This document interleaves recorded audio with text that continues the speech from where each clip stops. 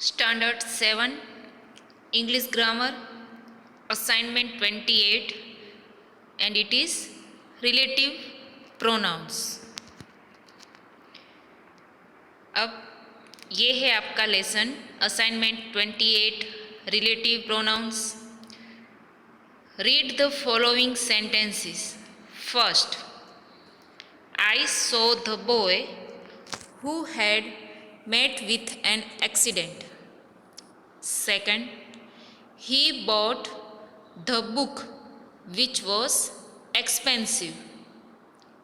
Third, this is the car that we bought last year. अब इसमें आपको जो अंडरलाइंड क्लोज दिखाई दे रहा है ना। फर्स्ट सेंटेंस की बात करें तो फर्स्ट सेंटेंस है उसमें who had met with an accident, उसके नीचे अंडरलाइन है।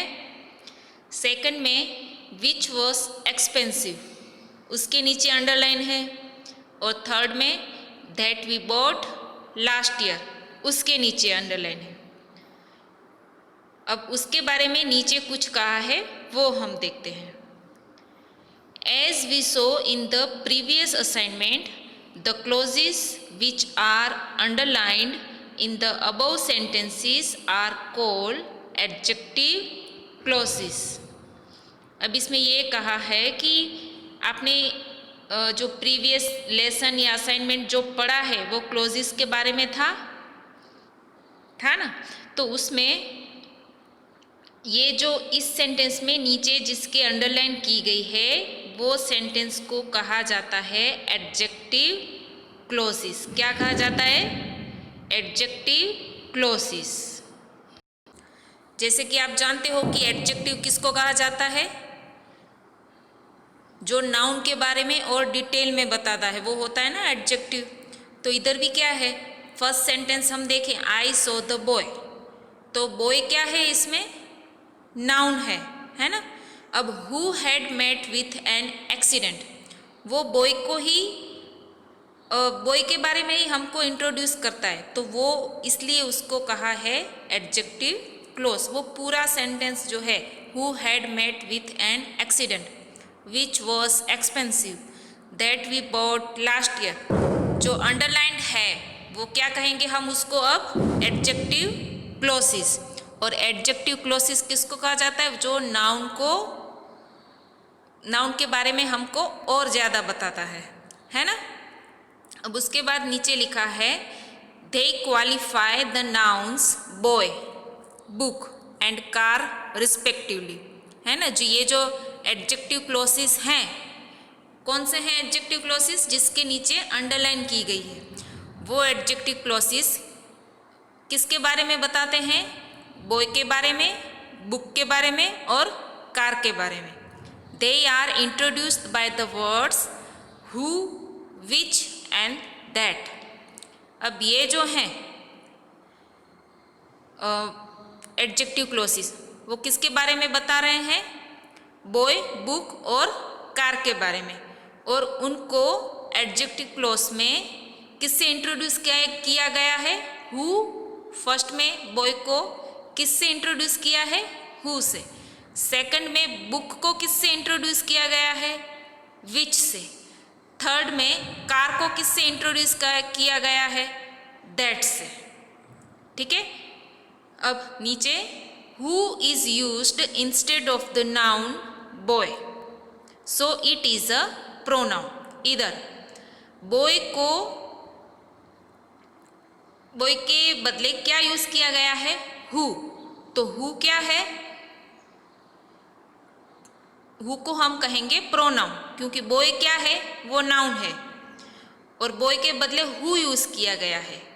बॉय नाउन है, बॉय के बदले हु यूज किया गया है, इसलिए हम हु को कहेंगे प्रोनाउन।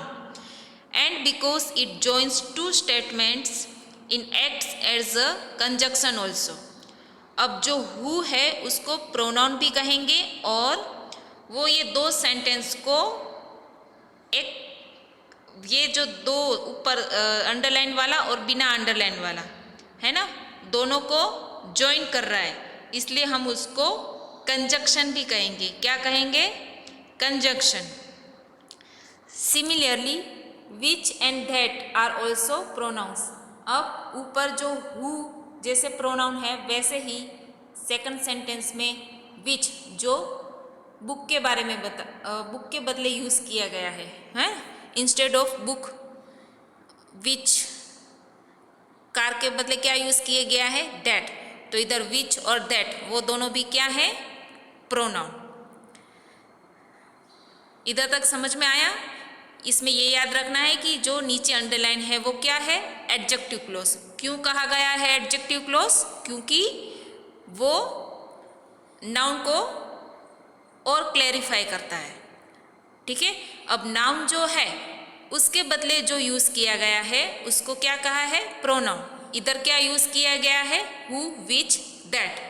अब हु, विच, दैट नाम के बदले भी यूज़ किया गया है, इसलिए उसको प्रोनाउन भी कहेंगे और वो दो सेंटेंस को जॉइन भी कर रहा है, इसलिए हम उसको कंजक्शन भी कहेंगे। अब आगे, such pronouns that relate to some nouns going before are called relative pronouns. तो इस तरीके के जो प्रोनाउंस, पता चला ना कौन है प्रोनाउन इसमें?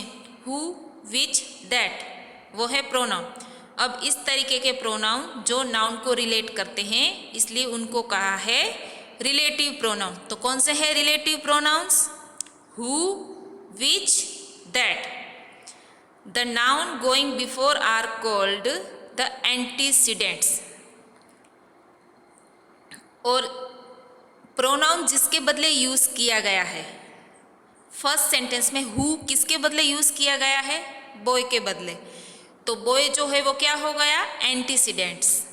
इस तरीके से दस एक एग्जाम्पल भी दिया है कि this in sentence first boy is the antecedents of the relative pronoun who, है ना। अब प्रोनाउन क्या है? हु, उसके बदले एंटीसीडेंट नाउन क्या है? Boy. Look at the following sentences. First, this is the man who always works hard. Second, this is the man whom we all like. Third, this is the man whose son is my friend. You will notice that the relative pronoun who becomes whose in the possessive and whom in the object position. अब ये तीन sentence में आपने देखा होगा कि इसमें relative pronoun क्या है?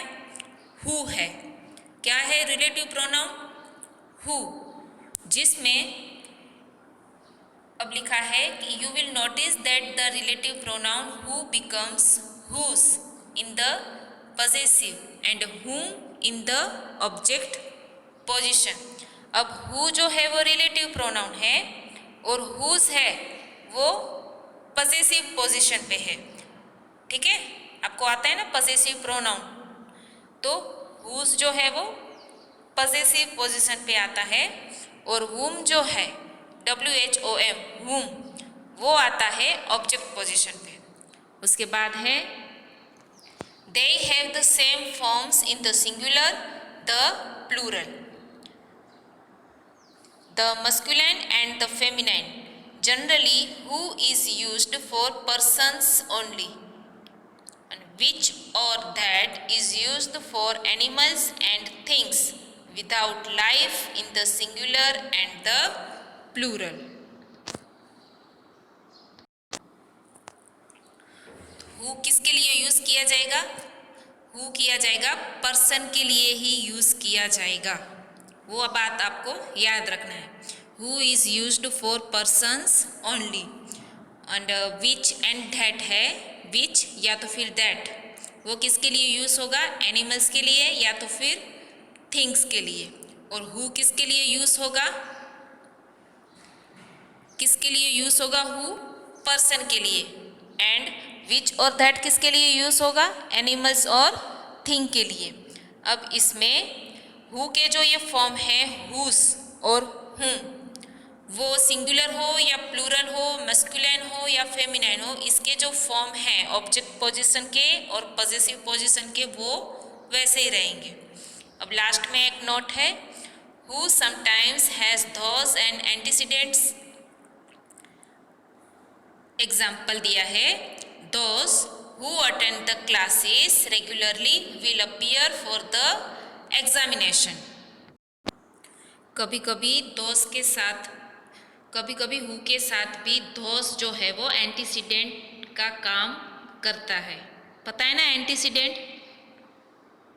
एंटीसीडेंट पहले सेंटेंस में कौन सा था? बॉय था, है ना? पहले सेंटेंस में एंटीसीडेंट कौन सा था? बॉय। दूसरे सेंटेंस में बुक एंटीसीडेंट, तीसरे सेंटेंस में कार। तो कभी कभी धॉस है वो एंटीसीडेंट का काम करता है। तो ये इधर एक्सप्लेनेशन कंप्लीट हुआ। इसके बाद हम एक्सरसाइज स्टार्ट करेंगे। Okay, thank you.